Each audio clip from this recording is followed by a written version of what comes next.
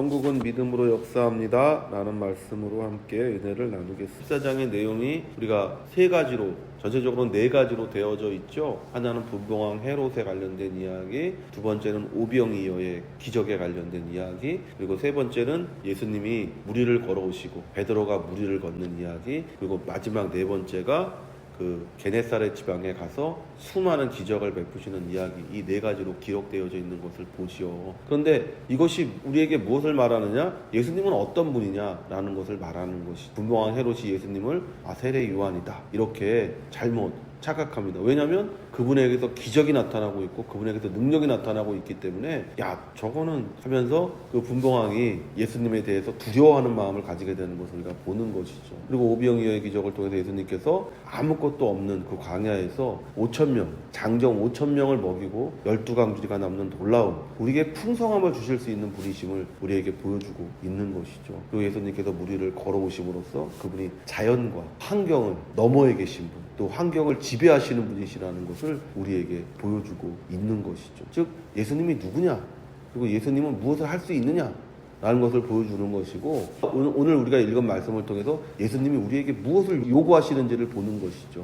예수님께서 무리를 걸어오라고 말씀하시는 것을 보잖아요. 예수님께서 우리에게 무언가를 요구하고 있고 우리가 그 요구를 따라 움직일 때 거기에서 우리가 정말 풍성함과 예수님이 우리에게 주시고자 하는 모든 것들을 누리게 되는 것을 우리가 마태복음 14장을 통해서 보는 것이죠. 그러니까 이런 분이 우리와 함께 한다면 당연히 우리가 지금 천국을 살아야 되는 것이고 천국을 살 수밖에 없는 거예요. 근데 왜 우리가 염려하고, 왜 우리가 근심하고, 왜 우리가 두려워합니까? 바로 그런 분에 대한 믿음, 그런 분에 대한 우리가 임재에 대한 확신이 없기 때문에 우리가 지금 그런 것들을 누릴 수가 없는 것이죠. 우리가 겪고 있는 모든 환난과 우리가 겪고 있는 모든 문제와 우리가 겪고 있는 모든 고통과 우리가 겪고 있는 모든 것들은 환경이라는 단 하나의 말로 우리가 압축하고 우리가 요약할 수 있는 것이잖아요.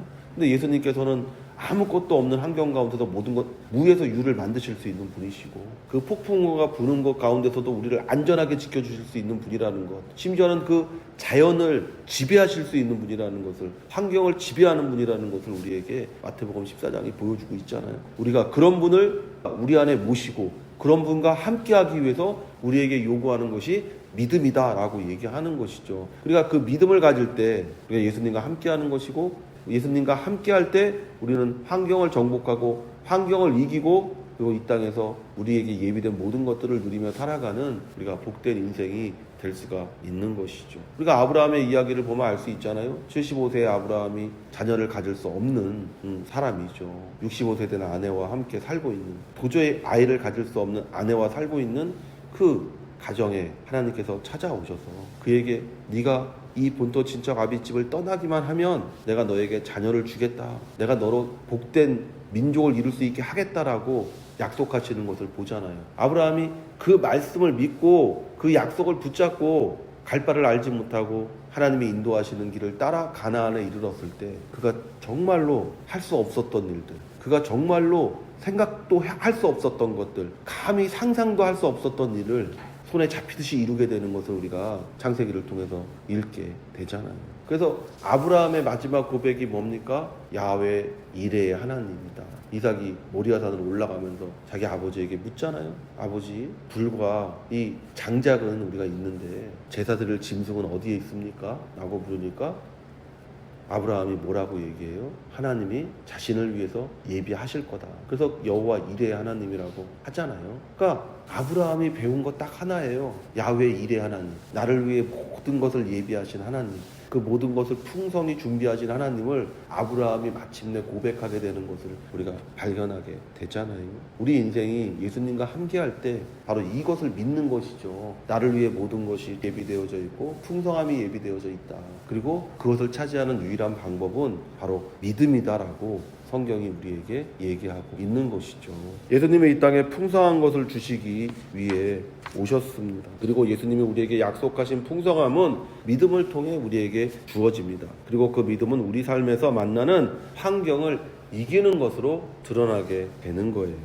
베드로가 대답하여 이르되 주여 만일 주님이시거든 나를 명하사 무리로 오라 하소서 하니 오라 하시니 베드로가 배에서 내려 물 위로 걸어서 예수께로 가되. 예수님은 광야에서 5천 명을 먹이신 후에 제자들을 곧 폭풍우가 부는 갈릴리 호수를 건너가도록 하십니다. 예수님은 다 알고 계셨어요, 폭풍우가 불지를. 그래서 성경에는 재촉하여 라고 얘기하잖아요. 그리고 그들이 가서 폭풍우를 만날 때 예수님은 산에서 기도하시다가 그 폭풍우가 맞춰서 그 바다를 걸어 그 배로 접근하는 것을 우리가 성경을 통해서 지난주에 읽었잖아요. 성도 여러분, 여러분이 지금 어려움과 고통 가운데 있다면 예수님을 만날 수 있는 기회라는 거예요. 모든 사람이 그렇다는 것이 아니라 믿는 자는 그렇다는 거예요. 예수님은 그를 만난 사람에게 믿음을 요구하십니다. 베드로가 예수를 주님이라고 부릅니다. 그리고 예수님께 자신도 물 위를 걸을 수 있게 해달라고 요청합니다. 예수님은 베드로에게 물 위를 걸어오라고 말씀하십니다. 베드로는 먼저 믿었어요. 주여, 만일 주님이시거든. 주라는 말이 뭡니까? 예수를 주라고 말할 수 있는 건 그 사람 믿는 사람이잖아요. 베드로는 믿는 사람이었어요. 랍비라고 하지 않았어요. 그 당시의 사람들은 예수님을 랍비라고 했단 말이에요. 베드로는 예수님을 선생님으로 믿은 것이 아니라, 선생님으로 따랐던 것이 아니라 자기를 구원할 구원자로서 예수님을 믿었다는 거예요. 나를 명하사 물 위로 오라 하소서. 베드로가 지금 얘기하는 것이 간단하게 예수님과의 대화라고 생각하면 안 되는 것이죠. 기도한 거예요. 베드로는 예수님에게 기도를 한 거예요. 믿음은 무엇을 통해 우리에게 나타나냐? 기도를 통해 나타나는 거예요. 믿지 않으면 기도하지 않아요. 믿지 않는데 누가 기도를 합니까? 믿으니까 기도하는 것이죠. 그리고 기도는 우리에게 그 기도한 대로의 행동을 요구하는 거예요. 예수님께서 오라 하시니 라고 얘기하잖아요. 기도는 우리가 입으로 하나님 앞에 모든 것을 말하고 끝나는 것이 아니에요. 그것에 대해서 하나님은 우리에게 행동을 요구합니다. 너 이렇게 기도했으니까 이렇게 하라고 우리에게 행동을 요구할 때, 우리가 그 말씀을 통해 행동할 때 우리가 그 행동을 통해서 축복을 체험하는 것이고, 그 행동을 통해서 우리가 그 풍성함을 우리가 누리게 되는 축복을 체험하게 되는 것이죠.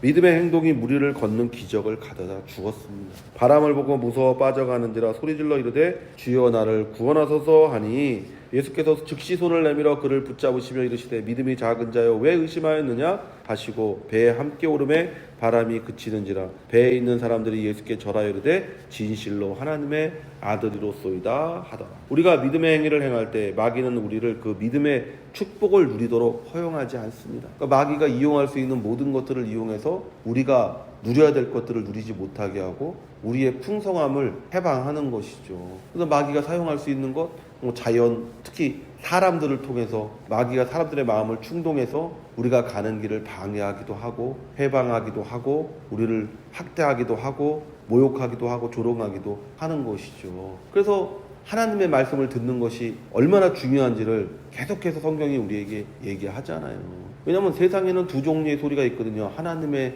말씀과 마귀가 사람을 통해서 하는 말, 이 두 가지가 있잖아요. 이 두 가지가 항상 우리 가운데 들려오고 우리가 무엇을 선택하느냐에 따라서 우리 삶에 축복이 오기도 하고 우리 삶에 저주가 오기도 하고 파멸이 오기도 하는 것이잖아요. 성경에 보면 많은 믿는 사람들 또는 많은 능력 있는 사람들조차도 누구의 음성을 듣느냐에 따라서 축복을 받기도 하고 저주를 받기도 하고 파멸하기도 하고 하는 것을 우리가 성경을 통해서 계속해서 읽고 있잖아요. 마귀는 환경을 이용해 우리를 그 믿음에서 떨어지게 만듭니다. 바람을 보고 무서워 빠져가는지라. 바람은 베드로가 예수님께 자신을 물 위로 걸을 수 있도록 요청할 때도 불고 있었어요. 바람이 불지 않다가 바람이 분 게 아니에요. 바람은 계속 불고 있었어요. 근데 베드로가 예수님을 보고 기도하며 믿음으로 물 위를 걷게 해달라고 요청할 때, 예수님이 오라 하실 때는 그 바람이 아무 상관이 없었어요. 그 환경에 아무 문제가 없었어요. 근데 그가 물 위를 걸었다 문득 바람을 보았다는 것이죠.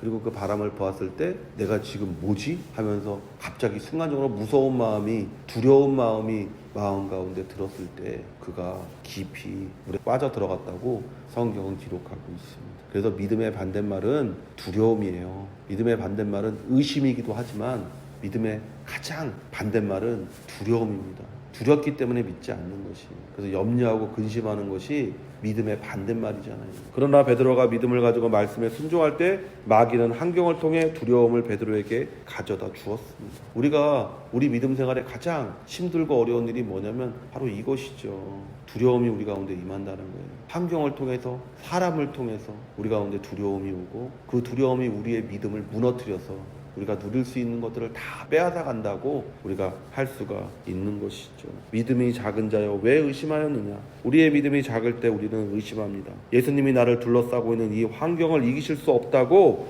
생각하는 거예요. 믿음이 작은 사람의 특징, 믿음이 작아지는 것의 특징이 뭐냐면 환경이 예수님보다 크다고 생각하는 거예요. 질병이 예수님보다 크다고 생각하는 거예요. 문제가 예수님보다 크다고 생각할 때 우리는 우리를 위해 예비되는 어떤 것도 누리지 못하게 됩니다.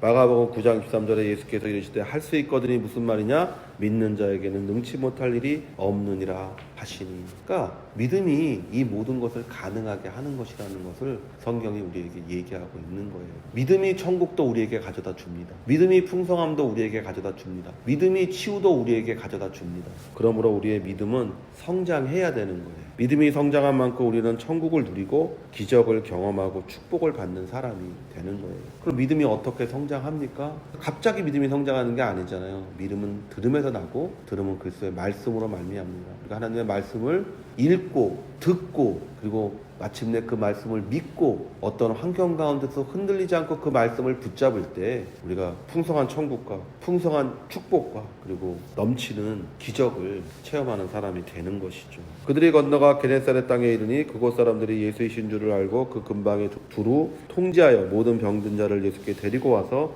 다만 예수의 옷자락이라도 손을 대게 하시기를 간구하니 손을 대는 자는 다 나음을 얻으리라. 믿음의 결과는 모든 자들이 치유받는 것입니다. 성도 여러분, 지금 환경에서 만나는 모든 것들이 이미 예수님은 모두 알고 계시다는 것을 알아야 됩니다. 지금 우리가 해야 할 일은 믿고 기도하는 거예요. 그리고 그 기도를 따라 주시는 말씀에 순종해 무리를 걷는 큰 믿음을 가지는 거예요. 그리고 그 믿음을 경험하고 나오니까 게네사렛에 도착하니까 그곳에서 놀라운 기적들이 계속해서 나타나게 되는 것을 보잖아요. 성경이 그냥 기록되어져 있다라고 생각하지 마십시오. 성경은 의도와 목적을 가지고 기록된 거예요. 왜 무리를 예수님께서 걸으신 후에 그 게네사렛의 기적의 이야기가 기록되어져 있는지를 생각해 보세요. 우리가 그러한 믿음을 가질 때 우리가 그와 같은 기적을 행할 뿐만 아니라 체험할 수 있다는 것을 성경이 우리에게 말하고 있는 것이죠. 믿음을 통해 우리는 천국을 누리는 복된 주의 자녀가 되는 것입니다. 이와 같은 성도 되시기를 예수의 이름으로 축원을 드립니다.